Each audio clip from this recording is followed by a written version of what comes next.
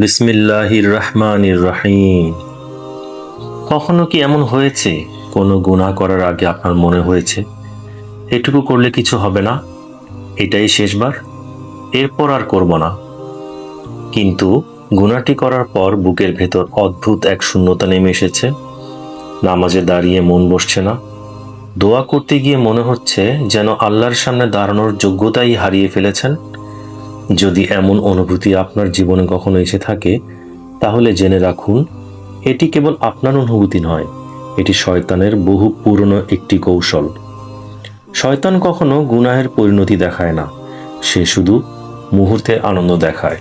সে হারামকে এমনভাবে সাজিয়ে তোলে যেন সেটাই সুখের পথ, অথচ সেই সুখ ক্ষণস্থায়ী আর তার অনুশোচনা অনেক দীর্ঘ।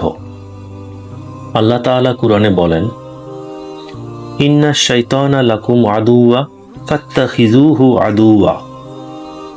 নিশ্চয়ই শয়তান তোমাদের শত্রু, তাই তোমরা তাকে শত্রু হিসেবেই গ্রহণ করো। সূরা ফাতির আয়াত 6।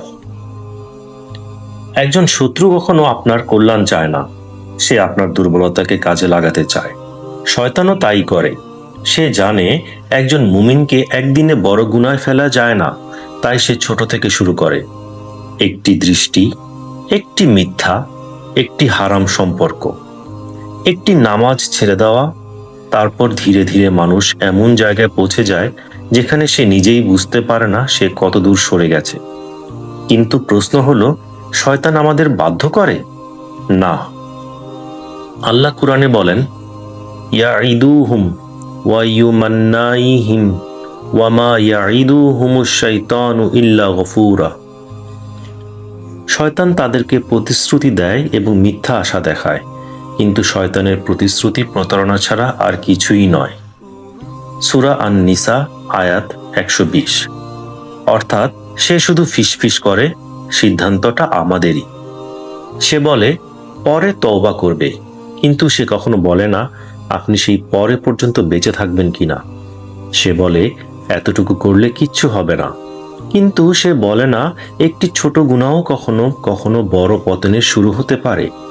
রাসূলুল্লাহ সাল্লাল্লাহু আলাইহি ওয়াসাল্লাম বলেছেন, যখন বান্দা একটি গুনাহ করে তখন তার অন্তরে একটি কালো দাগ পড়ে। যদি সে তওবা করে সেই দাগ মুছে যায়, আর যদি সে গুনাহ করতেই থাকে সেই দাগ বাড়তে থাকে।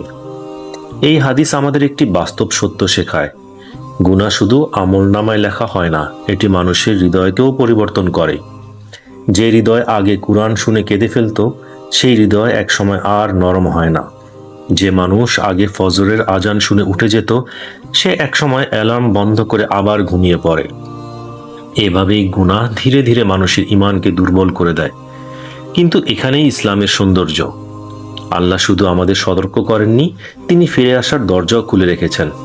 তিনি বলেন, কুল ইয়া ইবাদিয়াল্লাযীনা আশরাফু আলা আনফুসিহিম লা ইয়াকতুরু মির রাহমাতিল্লাহি ইন্নাল্লাহা ইয়াগফিরুয যুনুবা জামিআ।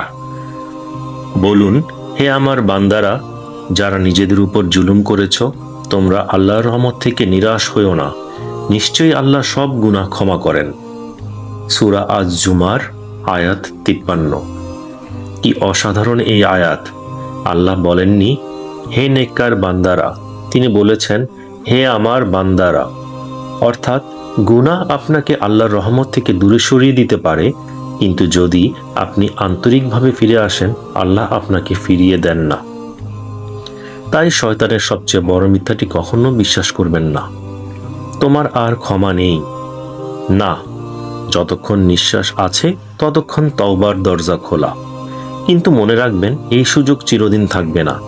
একদিন এমন একটি সময় আসবে যখন সব হিসাব শেষ হয়ে যাবে, আর তখন শয়তান নিজেই তার অনুসারীদের সামনে দাঁড়িয়ে বলবে, আমার তোমাদের উপর কোনো ক্ষমতা ছিল না, আমি শুধু তোমাদেরকে আহ্বান করেছিলাম আর তোমরাই আমার ডাকে সাড়া দিয়েছিলে। তাই আজ আমাকে দোষ দিও না, নিজেদেরকেই দোষ দাও। সূরা ইব্রাহিম আয়াত 22। ভাবুন, যে শয়তান আজ আপনাকে গুনাহের দিকে ডাকছে, সেদিন সে আপনাকে চিনবেও না, সে আপনার হয়ে একটি কথাও বলবে না, আপনার একটি শাস্তিও নিজের কাঁধে নেবে না। তখন অনুশোচনা ছাড়া আর কিছুই অবশিষ্ট থাকবে না। তাই সেই দিনের জন্য অপেক্ষা করবেন না, আজই আল্লাহর দিকে ফিরে আসুন, আজই আস্তাগফিরুল্লাহ বলুন। আজই একটি গুনাহ ছেড়ে দেওয়ার সিদ্ধান্ত নিন। হয়তো আজকের এই সিদ্ধান্তই আপনার আখিরাত বদলে দিতে পারে। মনে রাখবেন, গুনাহ কয়েক মুহূর্তের জন্য মধুর হতে পারে, কিন্তু তার পরিণতি তিক্ত। আর আল্লাহর আনুগত্য শুরুতে কঠিন মনে হলেও তার শেষ পরিণতি হলো অন্তরের প্রশান্তি, আল্লাহর সন্তুষ্টি এবং জান্নাত। আল্লাহ তাআলা আমাদের সবাইকে শয়তানের প্রতারণা থেকে হেফাজত করুন, আন্তরিক তওবার তৌফিক দান করুন এবং মৃত্যুর আগ পর্যন্ত ঈমানের উপর অটল রাখুন। আমিন ইয়া রাব্বুল আলামিন।